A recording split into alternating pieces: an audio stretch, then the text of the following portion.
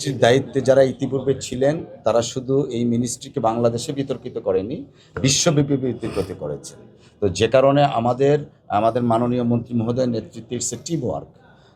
আমরা প্রথমেই মানুষের আস্থা অর্জনের জন্য কাজ করব। সেই আস্থাটা অর্জনের জন্য সর্বমহলের সহযোগিতা দরকার, আপনাদেরও সহযোগিতা দরকার। যেমন ধরেন, এই যে একটা কল সেন্টার আছে, এই সম্পর্কে আমি নিজেও জানতাম না, নিশ্চয়ই আপনারাও জানতেন না।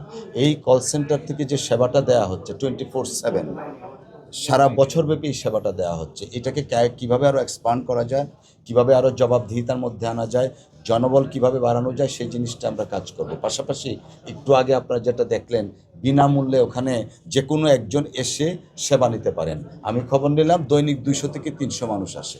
সো 200 থেকে 300 মানুষ তো থাকার কথা না, এখানে মিনিমাম 2 থেকে 3 হাজার মানুষ আসার কথা।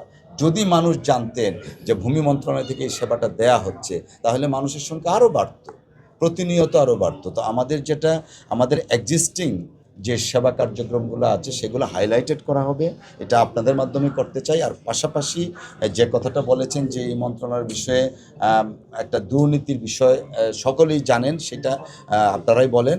এই ব্যাপারে মাননীয় মন্ত্রী মহোদয়ের নেতৃত্বে অনারেবল প্রাইম মিনিস্টারের নির্দেশে zero tolerance, no but no if, zero tolerance.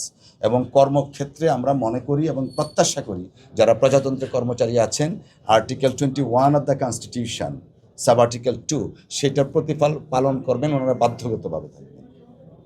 যদি ওনাদের স্বীয় কর্ম থেকে কোনো ধরনের গাফিলতি পাওয়া যায়, তারপরে আর্টিকেল 21-এর যে বাধ্যবাধকতা আছে সেটার কিন্তু ওনারা ব্যত্যয় ঘটাবেন। তো আমরা আশা করছি সকলে মিলে টিমওয়ার্কের মাধ্যমে আমরা কাজ করব, যেন এই মন্ত্রণালয় বাংলাদেশে একটা উদাহরণ সৃষ্টি করতে পারে, যে মন্ত্রণালয়টা দেশ এবং বিদেশে অত্যন্ত সমালোচিত, কোয়েশ্চেনেবল, সেই মন্ত্রণালয়টাকেই আমরা মাননীয় মন্ত্রীর নেতৃত্বে একটা মানুষের বান্ধব, গণবান্ধব মন্ত্রণালয়ে পরিণত করতে চাই। যে কারণে আমাদের সর্বমহলের সহযোগিতা দরকার।